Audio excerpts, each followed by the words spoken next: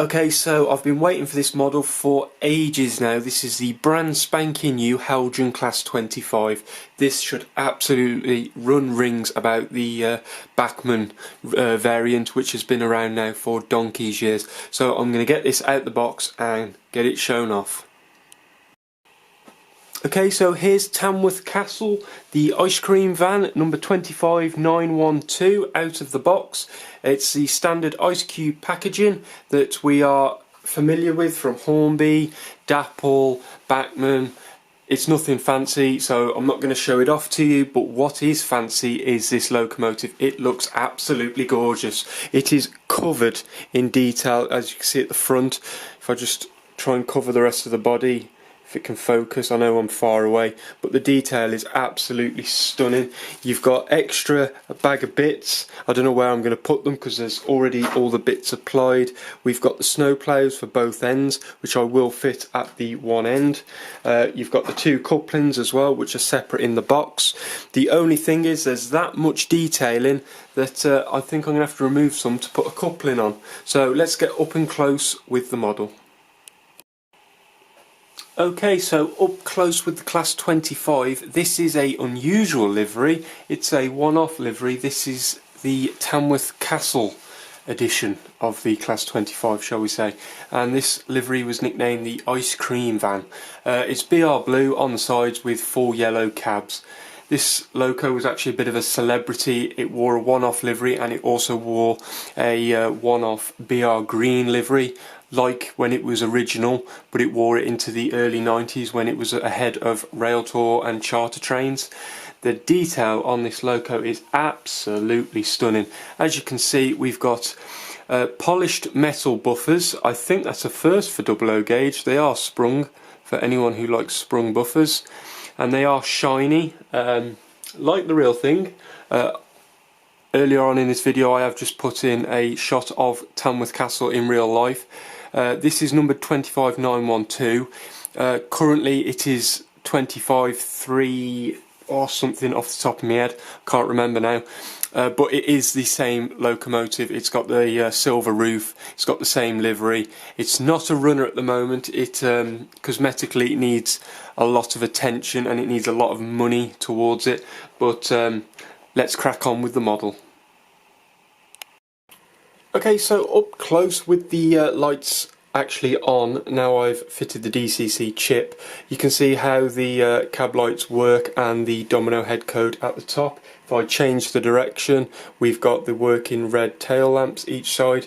You can see that we've got the lamp hooks in the centre of the cab, just below the metal handrail, which is separately fitted. We've got the warning overhead warning markings. We've got the blue star coupling, multiple working. You can see them fitted, printed really well actually. We've got the metal gloss buffers, which as I said earlier are sprung. We've got the vacuum pipes. We've got the multiple working connector. I don't know how well you can see, but you can see the bottom of them here, and if I shake the Loco you can actually see dangling is the chain coupling, which like you get in O gauge. So that's a nice little bit of detail. So as you shunt the Loco forward and backwards, you'd actually see that dangle like the real thing, or you could, if you used a pair of tweezers, probably hook it into the coupling hook on the buffer bar. The paint is actually really well applied. No overspray. You've got the black paint around the cab windows. You've got the silver wiper arms with black wipers. I don't know how well you can see that on the camera, but that is a nice nod to the detail. They've not actually painted the wipers silver, which I suppose they easily could have. The light bleed through the destination, the head cone blind at the top, the domino head code. I'll leave that for you to make your own assumptions. To me it's sort of, there's a lot of light bleed through the top. Obviously you've got the two marker lights each side, and then you've got the cab lights, so there's a lot of light going on.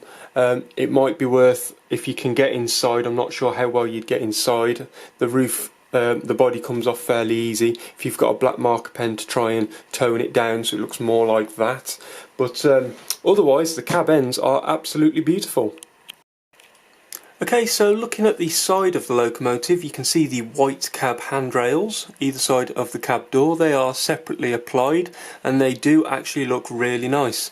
Now this grille here is not see-through, it is just part of the body, it's moulded in.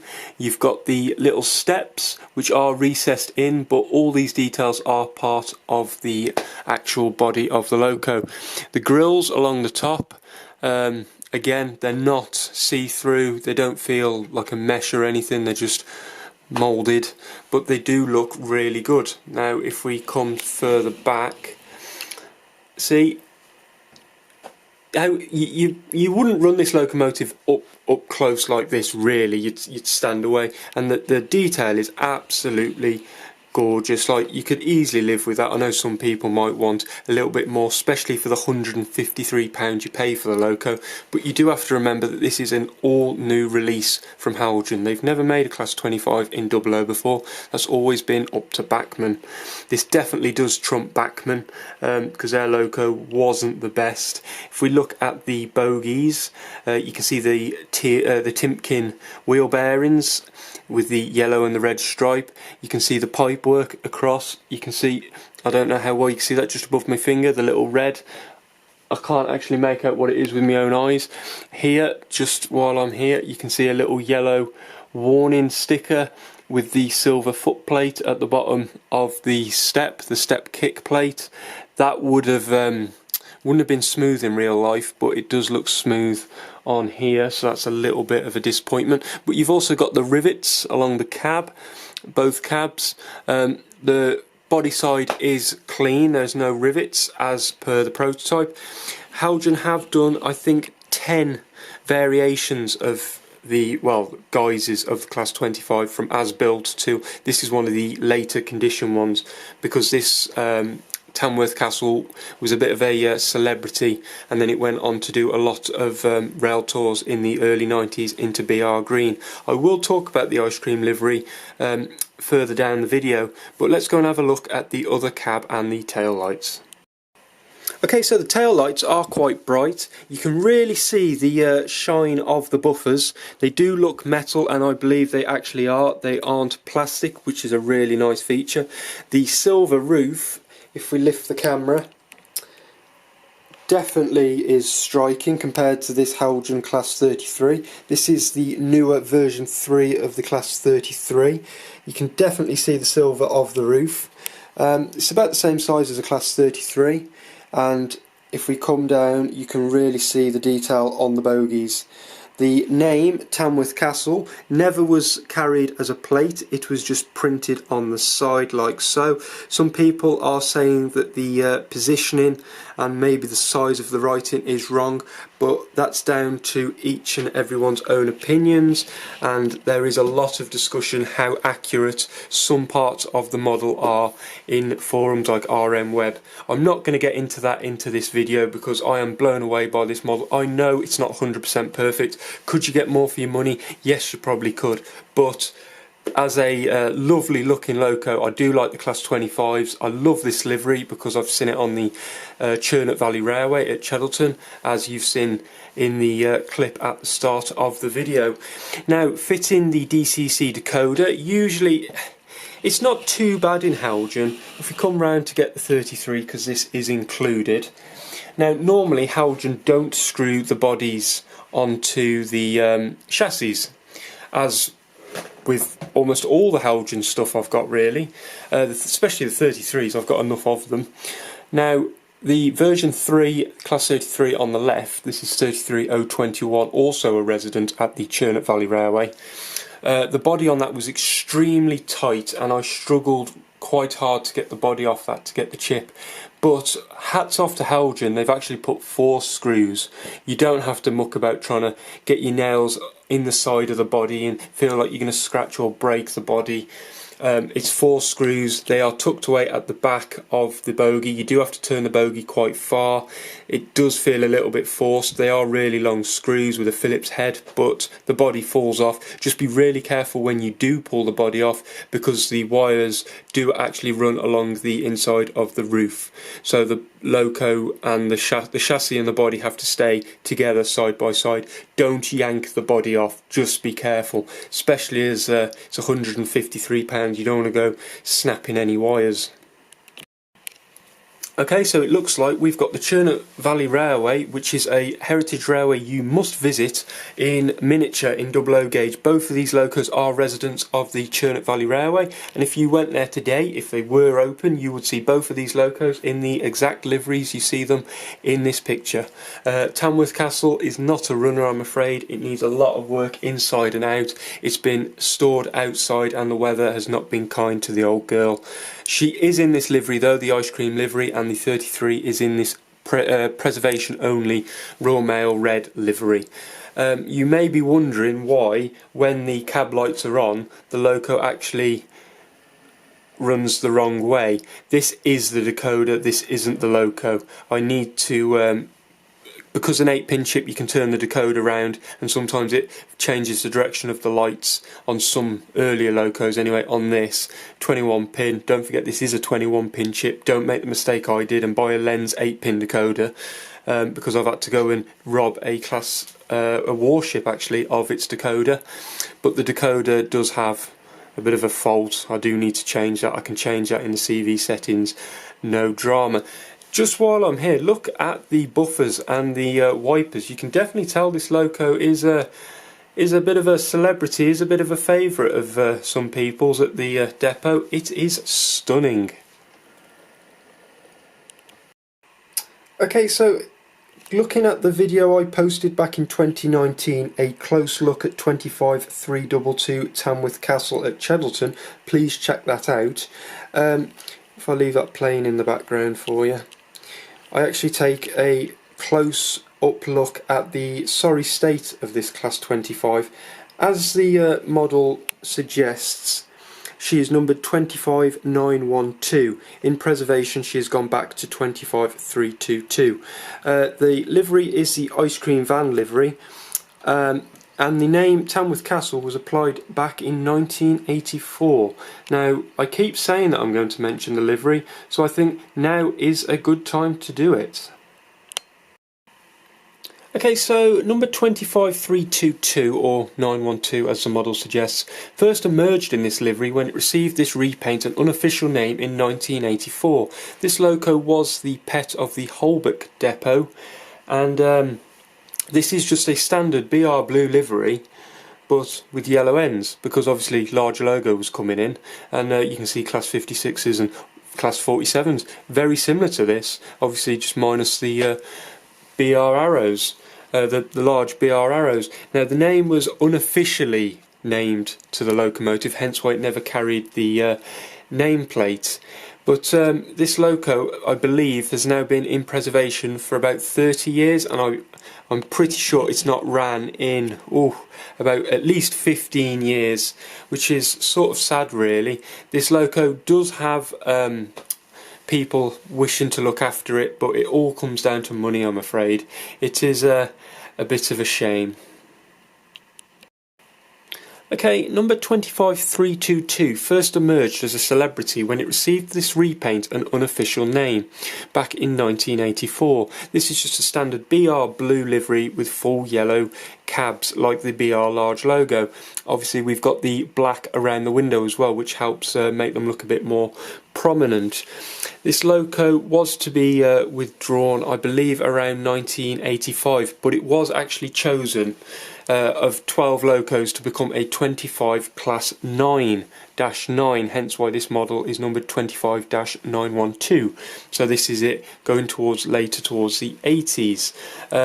This was chosen from the 25 Type 3 subclass because these locos were in a little bit better nick than the earlier ones. They had less engine hours, so they had more life to give.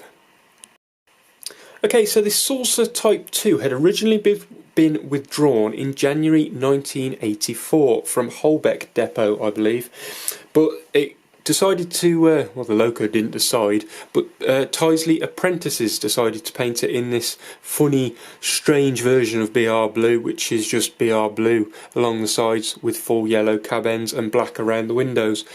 And it was named unofficially Tamworth Castle, while it was going to be displayed between the 12th and the 20th of May in 1984 as part of Tamworth Rail Week. After it was displayed at Tamworth, the Loco was reinstated to traffic and lived at Bescot and became affectionately known as the ice cream van because of the, some people say, garish colour scheme, and it was definitely a one-off livery.